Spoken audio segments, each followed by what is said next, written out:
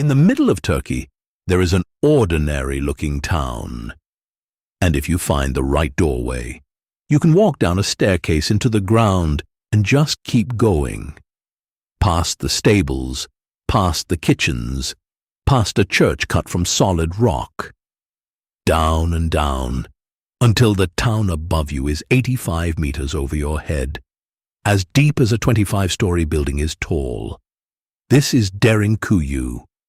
Beneath the streets, an entire city was carved straight down into the earth, big enough for 20,000 people, their animals and their food.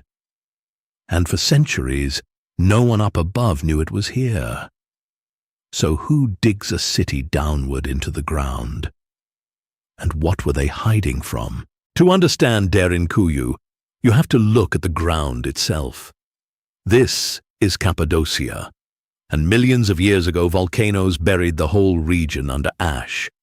That ash hardened into a soft stone called tuff. Light, dry, easy to cut with the simplest tools, yet firm enough to hold up a ceiling. Almost nowhere else on earth could you carve a city this deep by hand. So the rock was the invitation. But the reason people went down instead of up was older and simpler than the stone. This was open, exposed country, on a road that armies had crossed for thousands of years. Above ground, you could be seen. Below it, you could vanish. No one built Derinkuyu in a single lifetime.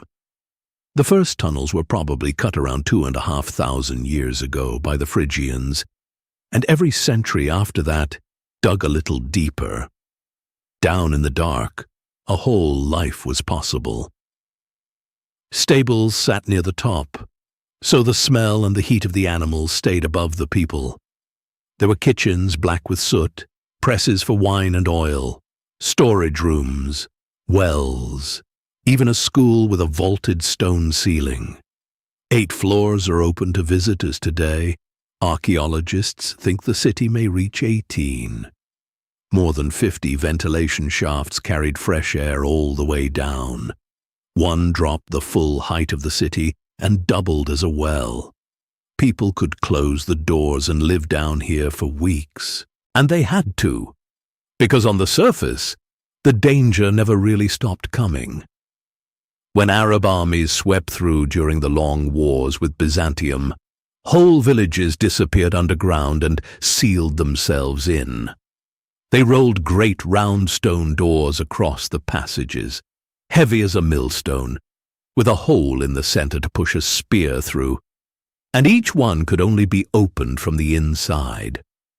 The tunnels were cut narrow on purpose, so an invader had to crawl in single file, one at a time, into the dark. There were fake wells on the surface, so no enemy could poison the water below. And a tunnel, kilometers long, ran toward the next underground city in case this one ever fell. Derinkuyu wasn't just a home. It was a machine for surviving. So here is where the internet gets Derinkuyu wrong.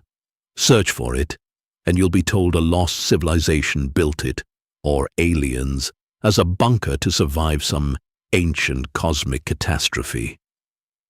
A city this vast, they say, is something science can't explain. But there's no real mystery about who dug it or why. It was ordinary people.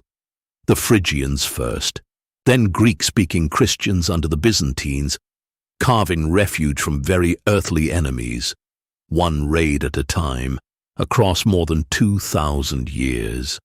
And it wasn't lost to some disaster. The last families left in 1923, when the region's Greeks were sent to Greece in a population exchange.